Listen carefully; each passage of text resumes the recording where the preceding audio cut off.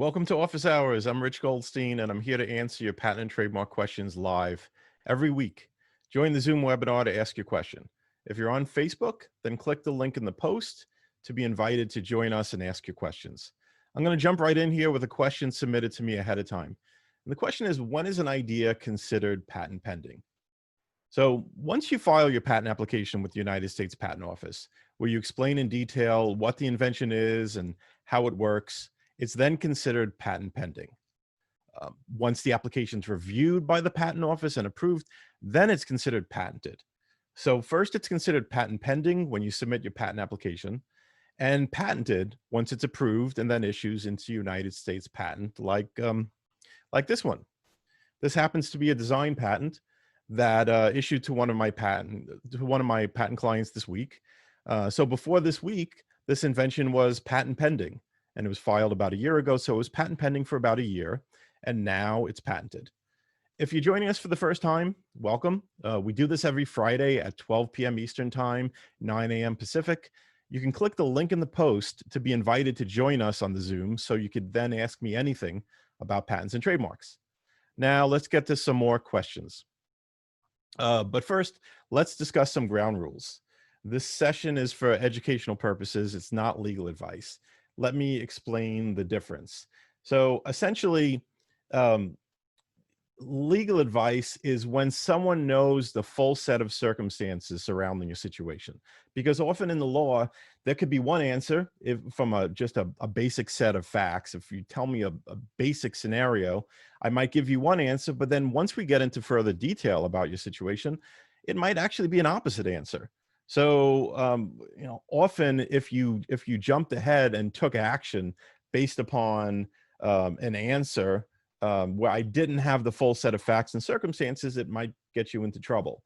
And so I just want to make that clear, is that this is not legal advice. This is really meant to educate you, to help you understand the concepts, because the more you understand the concepts around how patents and trademarks work, the more you can begin to understand your situation and make some general guiding decisions for your business.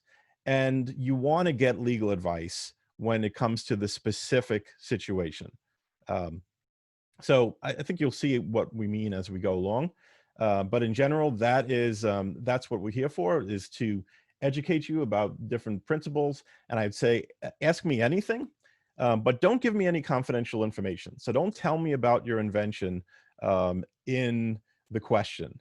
I don't want to know any confidential information. I don't want to know details about your invention. Like in general, I don't want to know that stuff unless you're a client.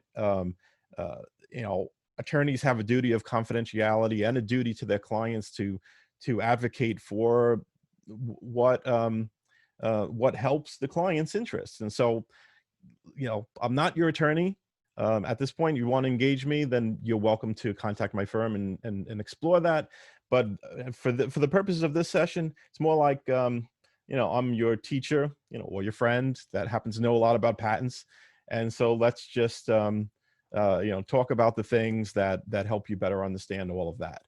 Now, if you want to ask a question, all you need to do is go to the Q&A pane, which is at the bottom of your window. It says Q&A, and if you click that, you could type in a question, and your question will go directly to me. Other people on the webinar will not see your question. It will go directly to me, but again, please, no confidential information about your circumstance, and definitely no details or info about your specific idea or invention. Okay, cool. So let's move into some more questions here, and have some that were submitted ahead of time. So it gives us some stuff to start with, but again, ask your question in the Q&A pane. Okay, which one should I start with here? Okay,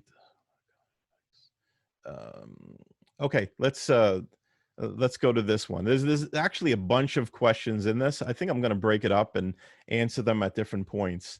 But here's the first part of this is, I have an intermediate level concept idea, but not the final technical ins and outs for the final product.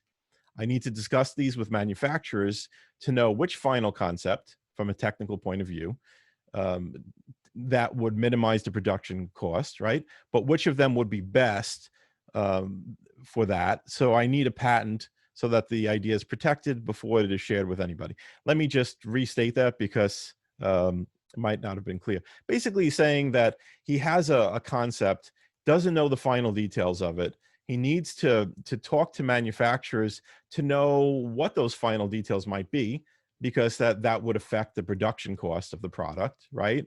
But obviously wants to be safe when talking to those manufacturers, so wants to be protected or patent pending at least. But trying to find out how to balance that, because obviously you can't apply for a patent for what you haven't figured out yet.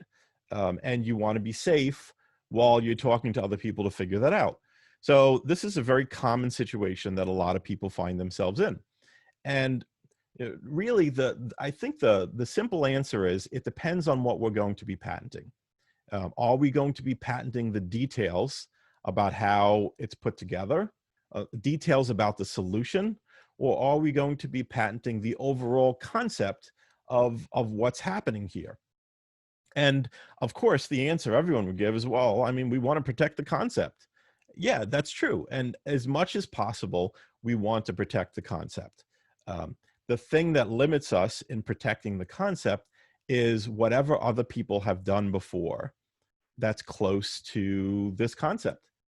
So if it turns out that the concept is not new, then we're getting more into the solution or the details in terms of getting a patent. And the way that we find out what we can go for or what we can approach, whether it's the concept or the details, is by doing research, by doing prior art research to see what other people have done. And then we will know, okay, well, it looks like other people have done something similar to this concept. So truly, we're going to need to know what details we're going to be pursuing when implementing this invention. We're going to know what details so that we could then do the patent application. Or we look and really the concept in itself, as you say, an intermediate level concept, maybe that intermediate level concept is novel.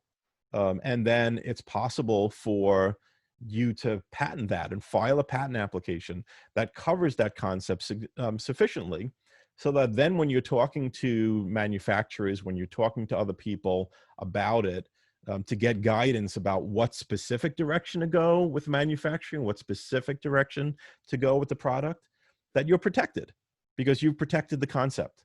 But really what it takes to figure out where you are in that is prior art research to know how novel, how patentable your concept is itself. Okay, and I think that answers that portion of it. I'm going to jump to another question now. Let me just see what's in the. Okay. Okay, let me jump to another question here. It says, during my prior art search, I found that someone has invented practically the same thing. This patent was filed in 2002 and has since been abandoned. I believe my invention can still obtain a patent due to its improvements and changes from the old one. I understand that as long as the invention is different enough, it can pass for a patent. The guidelines for difference seem rather vague. What are the things to consider when trying to decide if my invention is in fact separate from prior art? Is it different for each invention, or are there underlying traits that define when an invention is separate from prior art?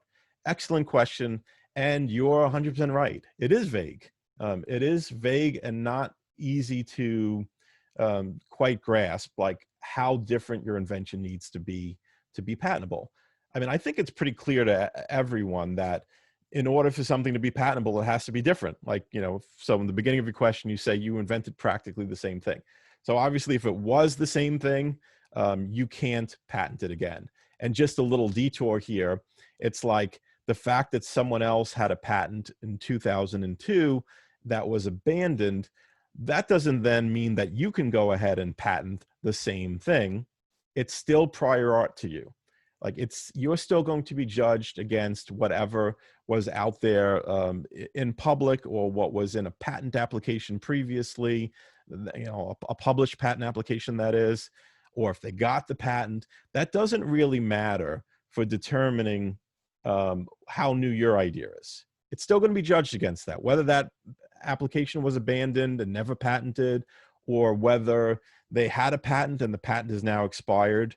So it's kind of like the patent for the light bulb expired more than 100 years ago.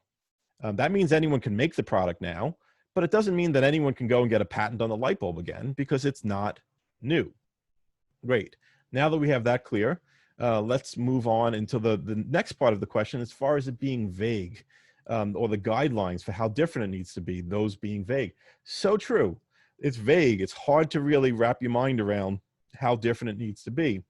And the actual standard that we use doesn't help very much until you have some experience with it. The standard is obviousness. And what that means is that if your invention is not identical to things that exist, but it kind of falls within the range of what other people already would know, people in the field would know to do or think to do, then that's probably obvious. So an example of that might be, I don't know, you have a pen and you say, I'm going to make an 11-inch ballpoint pen. And the truth is, if the patent examiner looked, they might not be able to find an example of a pen that was specifically 11 inches long. But if all of the rest of the ballpoint pen is the same, then the question becomes, would it be obvious to someone in the field to make a pen any length? And the answer is probably yes. Is that people in the field probably know that you could adjust those components to be whatever length you want, if that's what you wanted. And so it pretty much falls within the range of what people within the field know that they could do, even that if no one has specifically chosen to do exactly that, that's what would be considered obvious. And now often we'll differ in opinion with the patent office about what's obvious and what's not obvious. I mean, a lot of times we'll submit a patent application and it'll be rejected, and the examiner will say, this is obvious. And then we need to combat that with arguments of why it's not obvious. And this is often the contention that we go through. This is the discussion that we typically have at the Patent and Trademark Office. But when I see certain projects, when people come to me with something, I can point out the outliers. I could point out the things that's clearly going to be obvious, or that's clearly going to be non-obvious, and it's very, very likely we're going to get a patent. Most of the rest of it falls somewhere in the middle.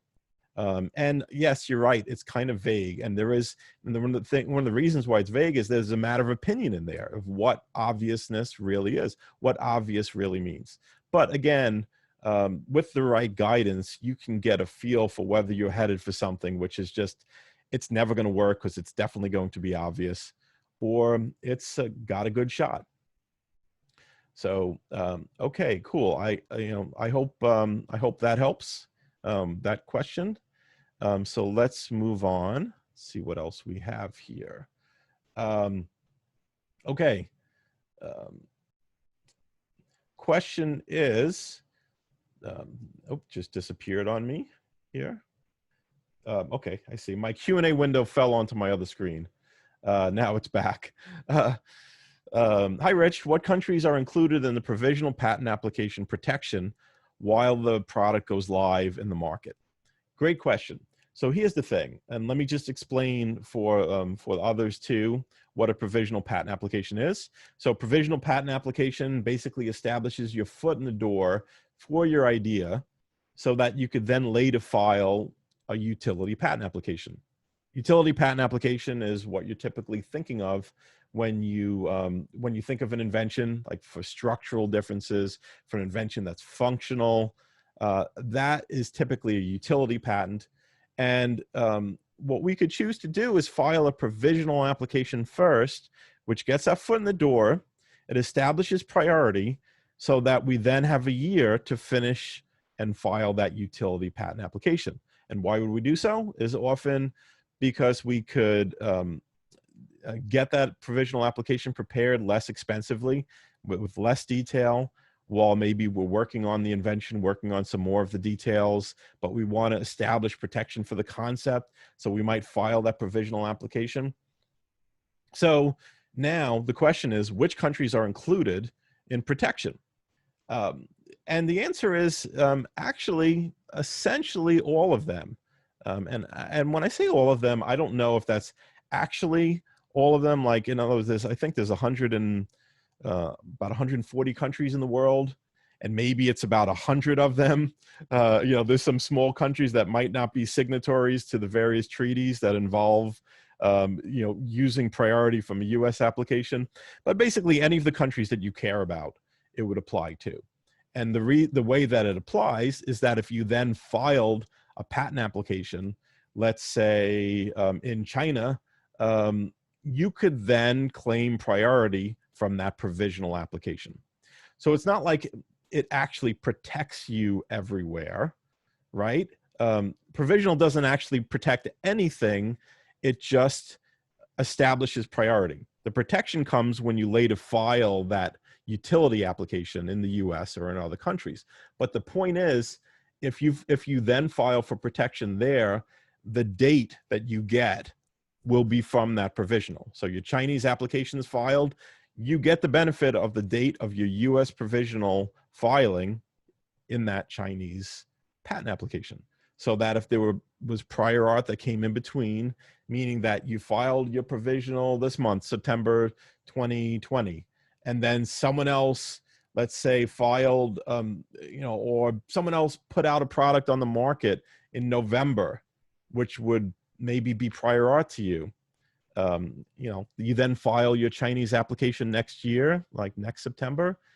They'll look at it like, okay, you've got the date of September 2020. So even though that piece of prior art from November 2020 might have disqualified you from getting that Chinese patent, your provisional is enough to save the day in China, right? So yes, in essence, that protection extends to all of the countries you would care about, as long as you then later take those steps in those countries. And then a follow-up was asked on that. And all the countries have the 1-year grace period window, or some countries have it shorter or longer. That's another important question. And again, it presupposes some knowledge that the others here might not have. So let me just explain. In most of the world, there is no grace period. So put this provisional thing aside for a second. Basically, the point is, if you put the product on the market, if it's out in public, and then you later file your patent application, it'll be rejected, because you need to file the patent application before it's public in any way. It's what's called absolute novelty. And most of the world is like that. So if you don't file the patent application before it's out there in public, you lose the rights to ever pursue that patent application. In the US, there's an exception, which we call a grace period. There's a 1-year grace period. Not to be confused with the provisional period of 1 year. Unfortunately, same time period, that can be a little confusing. But the point is, in the US, let's say if you put the product on the market in September, and you were the first one to get it out there. And then let's say in November, you file your patent application, you would be able to still get the US patent. Even though you had put it out there first, your application was filed within a year, so it qualifies under that grace period.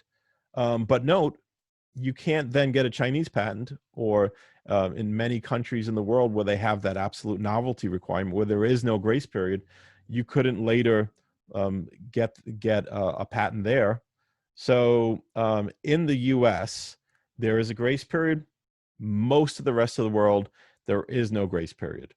And there's some different grace periods in other places in the world. I don't want to get it wrong, but I'll give you an example. It's kind of in certain countries, it's not like the same type of grace period. It's like if someone, it's not like in the U.S. grace period, if you put it out there and then you later file a patent application, you're okay. But in other places, it's like um, if it was demonstrated at a trade show, then it's okay. Like there's a very specific exception of what you can do. Or it could be that if someone else outed it, like for example, like a person you were working with kind of mistakenly or haphazardly kind of put it out on the internet uh, ahead of time, it still might not disqualify you because it was your disclosure. In other words, it was your idea. It was not someone independently with it. Like, so there's a few different rules around the world with that. But the safe thing is apply for a patent before you make it public, because you might lose the rights in various countries around the world. And then just additional follow up on that question. I heard you cannot go public with your invention for 3 years after you filed an application in some European countries, Germany, for example. This is from a German patent attorney. Is this correct? I don't know what he's referring to. That doesn't resonate with anything that I know. Like in general, it's about getting the application filed. There is one small exception to that, and that is sometimes if what you're doing affects national security, like say your invention has something to do with nuclear weapons, you can get an order of secrecy from the government when they first see your application that that mandates that you don't disclose it to to other foreign patent offices, et cetera. Like that, like there are certain times when something that is uh, is sensitive, like it's sensitive to national security, and you could have an order to that compels you from doing certain things. But other than that, I don't know this rule you're talking about. Like the general principle is filing the patent application is the essential act that then allows you to, well, that establishes your priority, so that anything that comes after that comes after it. And usually things that are used against you as prior art are things that came before, thus the word prior art. So it was an example before, a public disclosure before that critical date, before that priority date of yours, that gets used against you. So what the German patent attorney is saying doesn't resonate with anything that I know, but I'm not an expert in German patent law. Okay, another question. It is my understanding to get a trademark logo and or design, it has to be out there before they'll grant the trademark. Excellent. An excellent segue from this, because the rules are different for patents and trademarks. So the stuff that I said about patents where you can get into trouble by getting it out there in public before you apply, it's not the same thing for trademarks. In fact, to some extent, it's opposite, in that with trademarks, you acquire rights through use. So putting your name out there, putting your product out there with a certain name, with a certain logo, that gives you rights to the name, to the logo, to the extent that people then associate it with you. So it's like if you had a store with a certain name that was pretty famous in your area, and then 5 years later, someone else opened the store with the same name down the block, it would be pretty easy for you to prove your common law trademark rights. That is, that people would, in your community, would be confused from this other person having a store with the same name. People will think that you're affiliated. That's the essence of trademark law, is likelihood of confusion. So if people get confused between the two of you, you would be able to assert the fact that, yeah, look, everybody here knows my store. They would be confused with the other one. Just ask them. And just ask them is the key to common law rights. I mean, ultimately, you'd have to prove it. You have to prove it by maybe having witnesses or surveying the population that they know of your brand. That's the basis of common law rights. It's what you can prove, the extent to which you can prove that people know of your mark. And then if you went ahead and filed a trademark application, you can get the registered protection under it, even in places where they've never heard of you. So maybe everybody in your city knows of your company, but not across the country. But once you get a registered trademark, that gives you rights in all of those places, even where they haven't necessarily heard of you. And that's the benefit there. And you having it out in public doesn't slow you down. It doesn't stop you. The problem is if someone files before you do, then it could be a problem. So if you've had your company out for 5 years and people generally know of you, but then someone else files a trademark application, they might get the trademark granted. Or you might see that they're applying and you might oppose their trademark application, and you're able to prove people already know of mine and I have prior use. And then ultimately you might end up being able to get the trademark away from that second person who came along. But that's a much more expensive road to go down. So that's why it pays to file early. Okay, cool. So now I didn't answer your question yet. So now I think with that background, now I can answer. So it doesn't hurt to have your product in use before. And in fact, you need it to be in use to finish the trademark registration process. So in order to register the trademark, you need to have it in use. Important thing to understand here, though, is that it doesn't have to be in use before you apply. It just needs to be in use before you complete the process and register. So sometimes when we apply for a trademark, it could be a name you're already using, and then we apply. It's called an actual use application.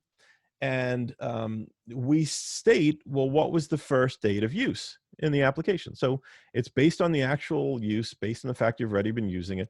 It goes through the process, they review it.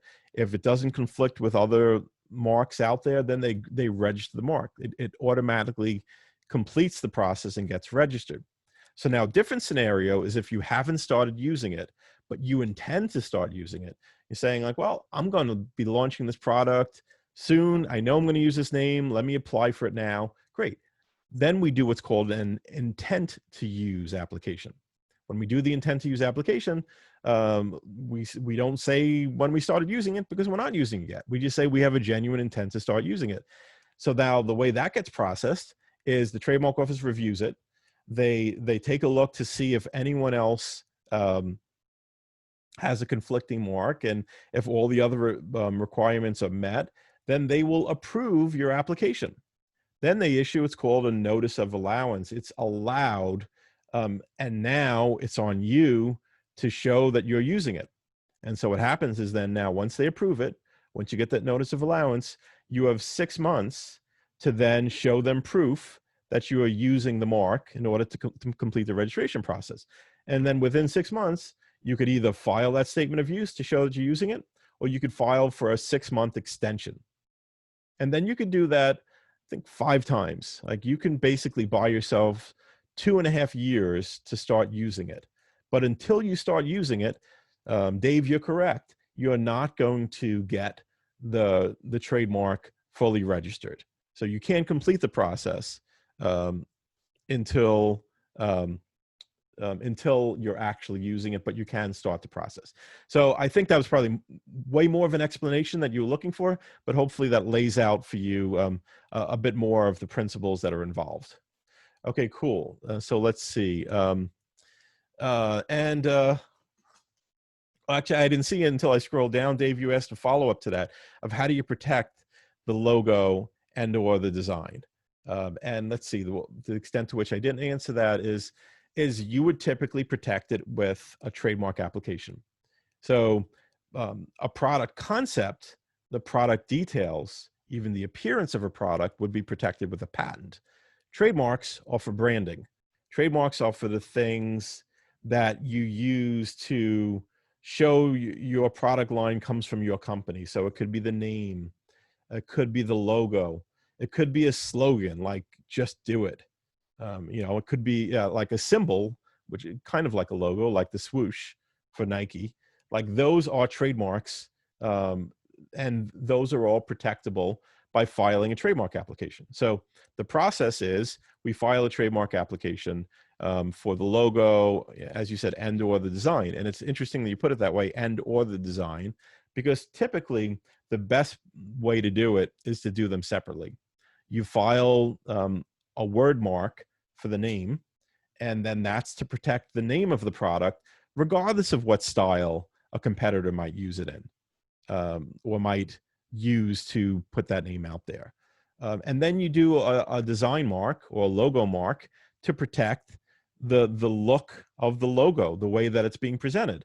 And that then is useful, even if they change the words in it. If it's the same style in your field, then it could be an infringement. So imagine if someone put out a soft drink called Kooky Cola, and they use the same writing style, the same script, familiar writing style of Coca-Cola. It's not Coca-Cola, but it's going to infringe the design mark. It's going to infringe the writing in that style, even if it was a totally different, not even Kooky Cola, but some other word, but in that style that if you looked at it quick, you might say, oh, that's got to be a Coca-Cola offshoot. It's got to be affiliated. Then that would be an infringement. And that's the benefit of doing the design mark separately. And then someone else asked, is a trademark registered in the UK valid in the US? And the answer is no. Trademarks and patents are territorial. So if you wanted protection in the UK, you need to get a UK trademark. And all of that protection, it can get very expensive. What you typically want to do is start out in the US, and then you can later branch out into those other markets. As you branch out there, you can apply for a trademark. Sometimes though, you want to do so before you even branch out. If you know that it might be a conflict in a certain place, you want to get a trademark there. One of the common issues people are facing these days is with China, where China is very much a first to file system for trademarks. So even for famous brands, if that brand hasn't gotten their trademark in China, someone else can come along and get your trademark in China. And that may or may not be important to you. If you're never really considering selling products in China, it might not matter. One other issue that happens with China too is, though, if you're manufacturing in China, and someone else gets your trademark in China, they might be able to stop you from exporting your products to the US based on that Chinese trademark. It could get kind of complicated. But yes, in general, a trademark filed in, a trademark in the US is only good for the US. If you want protection in the UK, you need to get protection in the UK. And also there is a such thing as a European mark. There is an application that will protect you for all of Europe. It's a bit more expensive than individual countries, but it's much less expensive than filing in the UK and France and Germany separately, for example.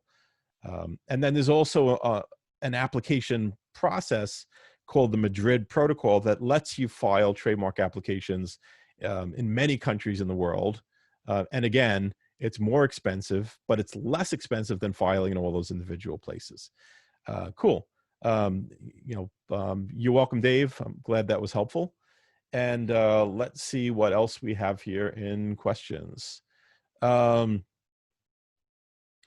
Okay, so this person says, one mentor mentioned that their registered brand in the UK was recognized on Amazon US when they were starting in the US market with that brand.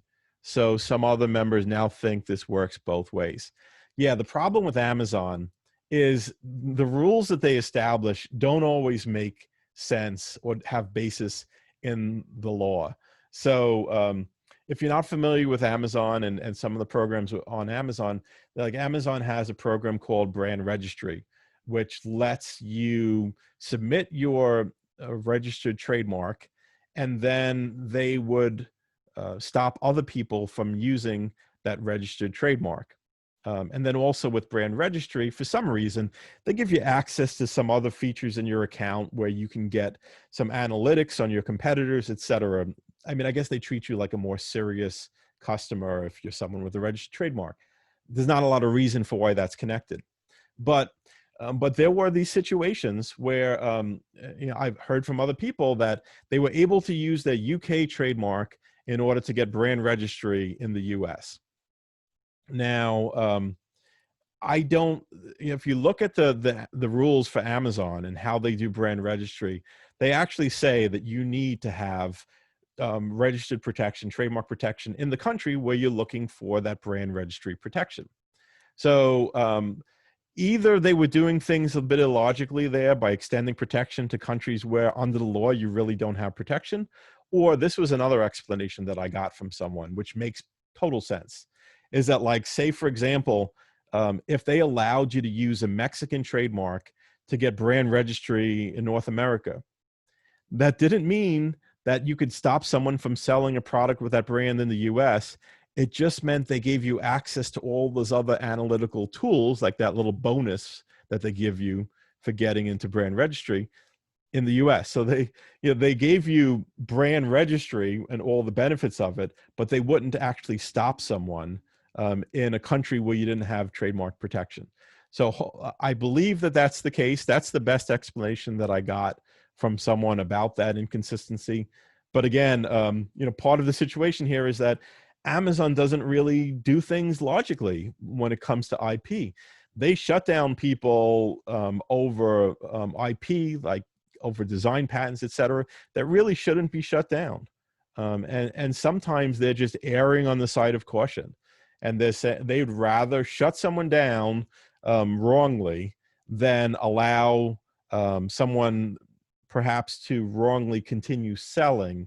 So they'll err on the side of, like, well, yeah, shut them down. That's just how Amazon operates. So it doesn't, again, it doesn't really mean anything about the truth of how the actual legal protection works of what Amazon does or what their policies are. Okay, cool. I hope that was helpful. Okay, so let's see what else we have here.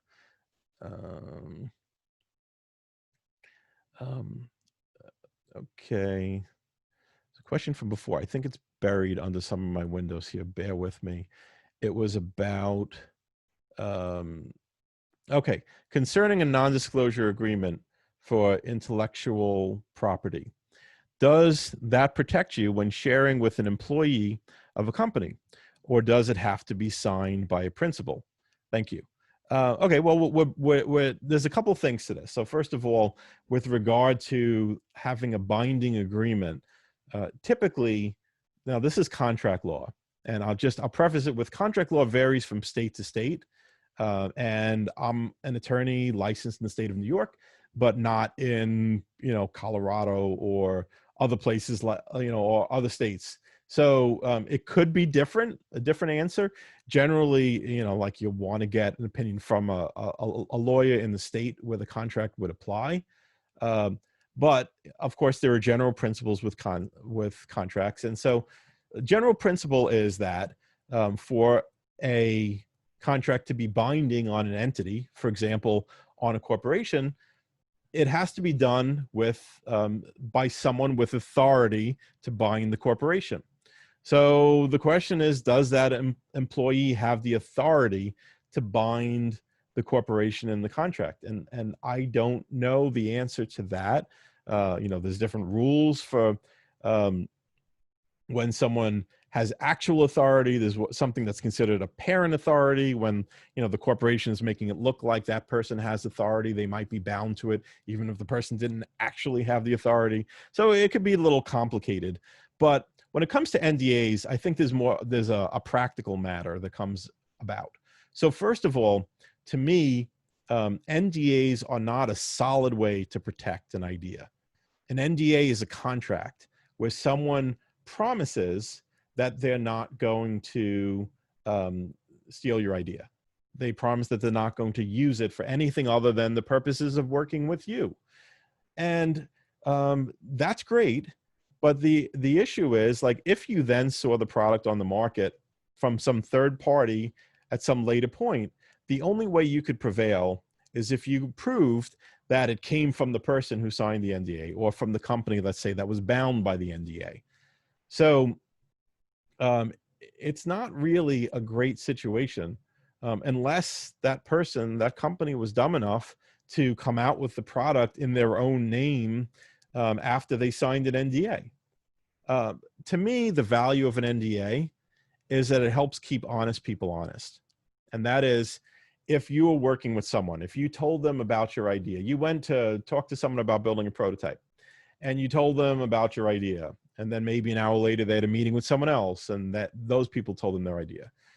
Maybe at lunchtime they're talking with their colleagues, and they're like, "Hey, anything interesting today?" "Yeah, I had a couple in there today, and they had this cool idea." And so they might just be casually talking about your idea to other people, not because they were meaning to do you harm, and not because they were kind of looking to steal your idea, but just because they were casual about it.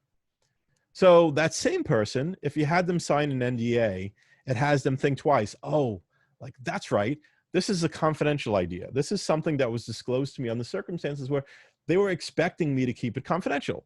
So where that person, who wasn't really intending to do harm, signed an NDA, they would think twice about talking to other people about it, because they're like, "Oh, that's right. This was confidential. Like, that was done under an NDA." So as I said, NDAs help keep honest people honest. It reminds people, hey, this is supposed to be confidential. So that's the value of it.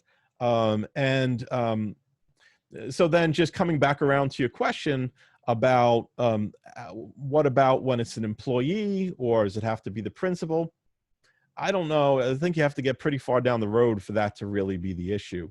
I mean, I think generally, if you have an employee signing it and it's serving that purpose of helping keep honest people honest, I think that it's probably done in a culture or a situation where that company, that employee, they all know, hey, we're supposed to keep this confidential.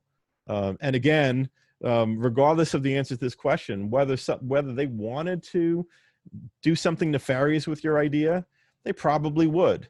And so whether it's actually binding the corporation or not, like, that's an issue to be litigated, down the road, but it's not like, to me, it's not what really matters here. And if you want to make sure you're protected, then what you want to do is you want to file the patent application before you talk to any of those people. You want to get yourself patent pending, so that you know that if they like the idea, at the very least, they're not going to sneak ahead of you or no one's going to sneak ahead of you to get their own patent, to get their own idea protected. Okay, cool. So let's see what else we have here. And you're welcome to the person from that question. Let's see. There was, funny, these windows get buried, even having two screens. Now, I have questions that was submitted to me by this one. Nope, it's not that one. I have questions submitted to me ahead of time by email, and I open up those little windows, and then they get hidden. But yeah, I mean, I remember essentially what this one was, and it was asking about extending a provisional because of COVID. Now, someone said they had a provisional application that's expiring in the middle of September, and they wanted to know if they could extend that deadline because they were delayed because of COVID. And the short answer is no. And let me just explain a little bit more, so that I think it will open up some things for some people. So generally, when there's patent office deadlines, like a fee needs to be paid to issue the patent, or a fee needs to be paid to maintain the patent, or there's a rejection, and then we have a certain period to respond. And if we don't respond in time, any of these things can result in abandonment of the patent application. So you don't pay the fee on time, you don't answer the rejection in time, the application becomes abandoned. And under certain circumstances, you could then petition to have the application reinstated, to have it revived. And it costs a good amount of money to revive it. And so that's possible for certain deadlines. Now, back in March, the patent office came out with some guidelines saying that they will extend certain deadlines for people that were missed, that can show that it was due to COVID that they missed the deadlines. But those are all deadlines that have to do with a response, like a fee needed to be paid or a rejection needed to be answered. It doesn't apply to this situation. So like when it comes to the provisional, like you have 1 year to file that utility application to get priority from it. It's not the same as like a period for a response. It's just like for that new application you're filing, you're only allowed to grab priority from from provisional that was filed within a year. So it's not about the provisional expiring, it's about the new application, and the rules are you're only allowed to grab priority from an application filed during that previous year. So no, in this situation, due to COVID, you cannot extend that deadline. If you do not file the utility application by that 1 year deadline, you won't be able to use priority from it. You can still file an application. You just can't say, hey, wait a second, my original application was filed September 2019, and therefore some prior art between. If there's an issue with prior art that came up before your new filing date of let's say September or October 2020, you can't point back to the old one. That's really the consequence of that. So hopefully that answers that question. And let me see. I just want to get back to one of the original questions. There was some further aspects to it that I want to address. And so it was asked is how much does the idea need to be developed in order to successfully protect it? And the answer is, as we were talking about in the very beginning here, as much as necessary to have a different concept. So if if what makes it new is the concept itself, then you don't have to go very far with developing it. But if it turns out that it's not about the idea of a stapler, it's about the release mechanism for the stapler, then at the very least, you're going to need to develop that release mechanism so that you could show it.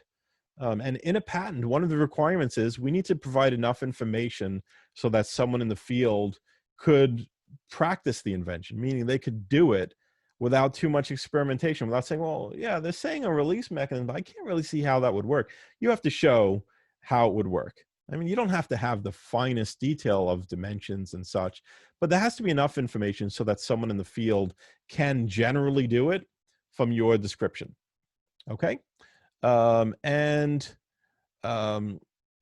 typically, if someone is doing that, I mean, if someone is if someone is giving me as a patent attorney the idea of what the concept is and generally how that release mechanism works, I mean, what we do is we make it explicit as is necessary for the patent office. That's part of my job when I'm drafting a patent application, is to make drawings that show how it would operate, how it would function to the level required by the patent office.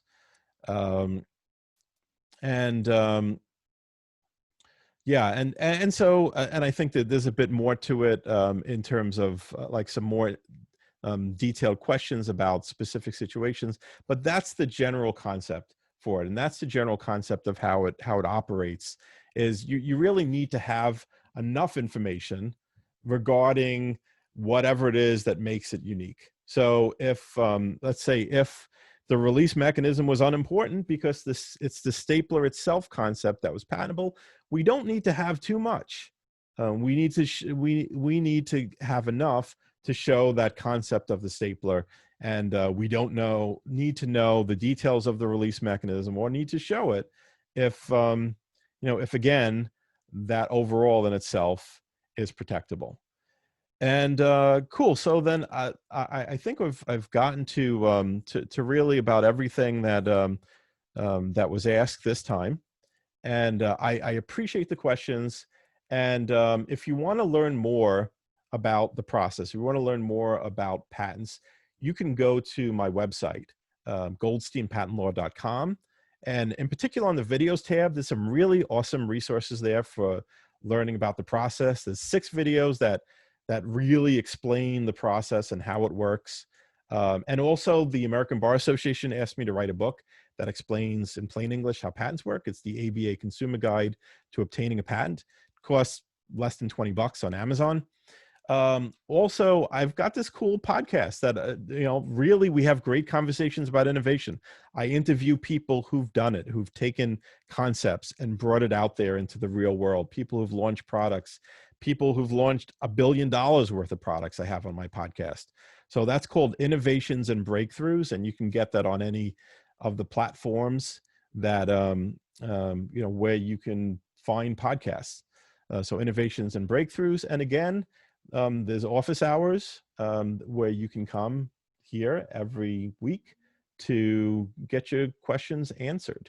And of course, I didn't mention, if you think that it might be a match for us to work together and you want me to help you on your project or have us do a patent evaluation to do a deep dive on what's possible with patenting your project, then you could contact my team either by emailing them, welcome@goldsteinpc.com, or you can call us 212-828-7200. You could also get us through the website, goldsteinpatentlaw.com, and you could click to schedule a time to talk to my team. So I think that about covers it. I really appreciate you guys being here. I really appreciate the awesome questions. And I will be back here again next week and every week, 12 Eastern and 9 a.m. Pacific, to answer your questions for office hours. Thanks so much and have a great weekend.